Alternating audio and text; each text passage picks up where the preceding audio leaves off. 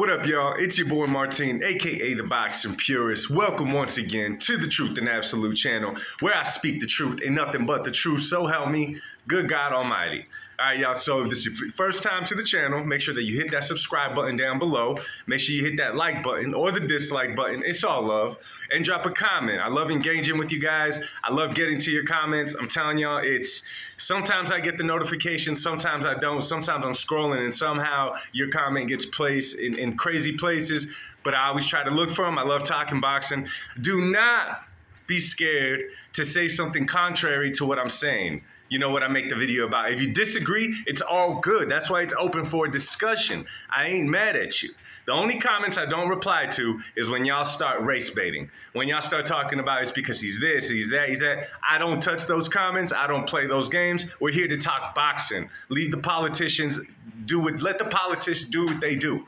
Okay? Anyhow, so it already came out today that Canelo will not be mandated to defend his belts against David, a.k.a. the Mexican monster Benavidez, until 2024. Now, there's mixed things all over the internet right now. You got Paulie Malignaggi, who's an open Canelo hater, saying, pretty much Canelo saying, bring me anyone but my mandatory. You got some people saying that Canelo gets special privileges by WBC and Mauricio Sulaiman, that Canelo owns a piece of the WBC, that's why they give him this, that everyone's protecting him, this and that. Now listen, y'all, I totally get why a lot of people are upset about this, right? Because they feel like they're not getting the fight. But I want you, let's look at it from a different perspective, okay?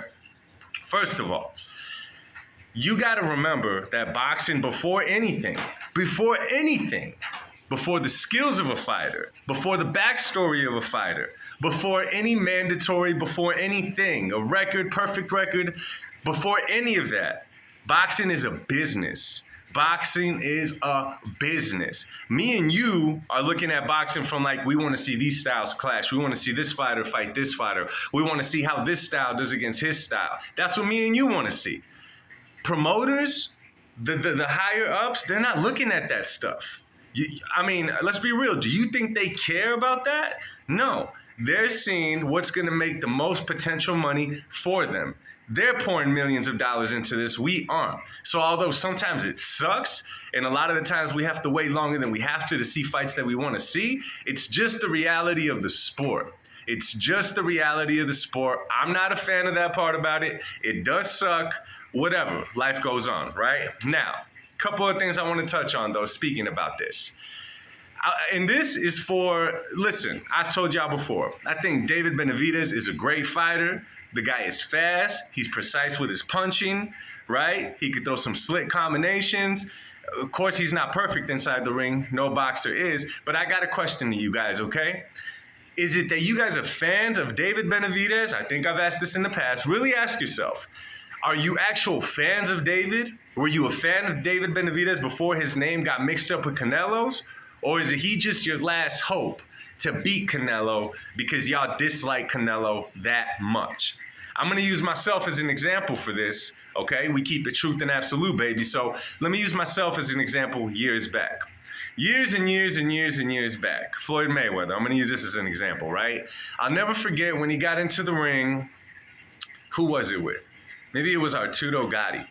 Floyd had an amazing run in the late 90s, early 2000s. A lot of you guys ain't even familiar with it, right? He went on a crazy run. Floyd was just beating everybody. And if you didn't understand the sport of boxing, what the art of boxing actually was, you weren't a fan of Floyd. You would say that he ran too much. You would say that they fix his fights. You would say that he's boring, all this stuff. And to a lot of people, it does look that way, right? So I was one of those people. I was one of those people that was like, ooh, wait till Floyd fights this guy. This is the guy. This is the guy. This is the guy. Okay. Next. Okay, now this is the guy that's going to beat Floyd. Oh, I can't stand Floyd. Then he fought Oscar. I'm like, oh, he ran against Oscar, this and that. Ricky Hatton. Oh, this is going to be the guy. Ricky's going to be the guy. Oh, yeah. Oh, yeah. Baldemir. All these dudes, Zab Judah, this is going to be the guy. This is going to be the guy. And I'll never forget, I was talking to one of my boys, and I called him on the phone right before he fought Sugar Shane Mosley. And I'll never forget, I was like, dog, because I was hyped about it. I'm like, ooh, Sugar Shane's going to be that guy. Sugar Shane is that guy. It matches him in speed. It's going to be Sugar Shane Mosley. Yes.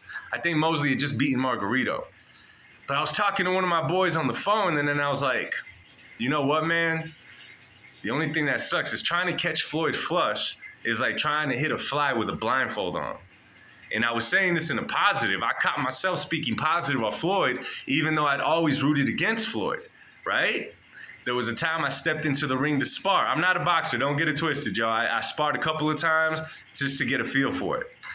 All those things, though, added up, and I started appreciating the sport of boxing. That anybody could get in the ring and take a punch, but to get out of the way of a punch and to give a punch is something totally different. That takes so much skill, you have no idea unless you've been inside the ring or unless you just like taking punches inside that ring. Personally, I don't know nobody that does.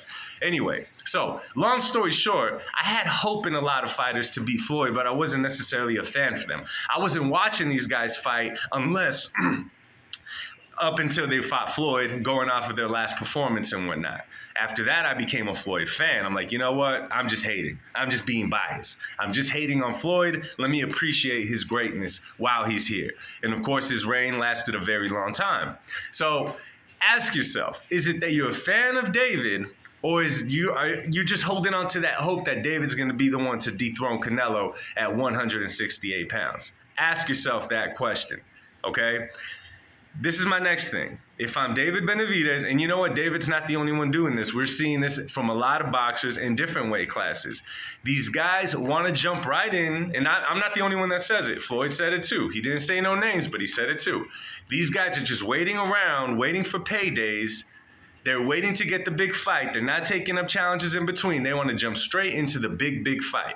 So now, if I'm David Benavidez, right? Canelo came knocking at the front door now in PBC. But if I'm David, I'm making Canelo fight me. And how am I going to do that? By fighting everybody. There's no one left at 168. You're still able to make 168.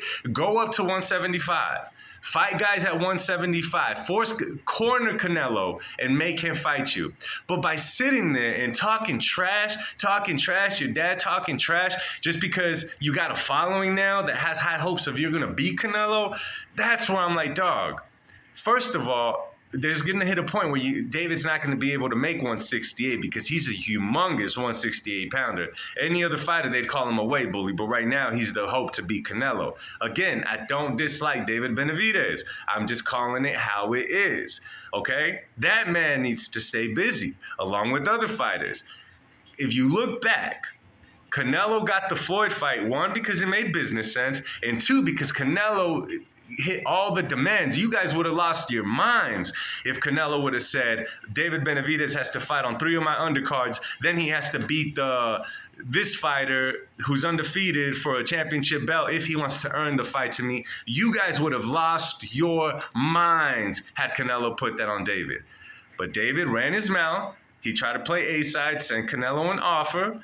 Canelo declined, and now pretty much he said, you wait your turn. Listen, Canelo's not dumb. By he's saying maybe he'll fight him in the future, he's going to end up fighting David Benavidez. At this point, he's just trolling David. At this point, he's just trolling the fans that have high hopes for David to be that guy to beat Canelo. Okay? So again, I don't like when the sport of boxing gets like this as far as the business aspect of it, but I understand it. Be patient, y'all. These fights will come. Anyway, y'all, let me know what y'all think about the whole situation, and I'll make one thing clear. Is Canelo going to get special privileges from the WBC? Of course he is. He's the A-side. He's the cash cow. It's no different, Canelo, from any other sport. It's no different than a LeBron James in his sport. It's no different than a Messi in his sport. It's no different than what's his name? Ohtani in baseball. It's no Aaron Judge baseball. It's no different. Of course the star's always going to get special privileges. Y'all act like it's something new. Anyway, y'all drop a comment down below. Much love. Always good talking to y'all. God bless. Peace.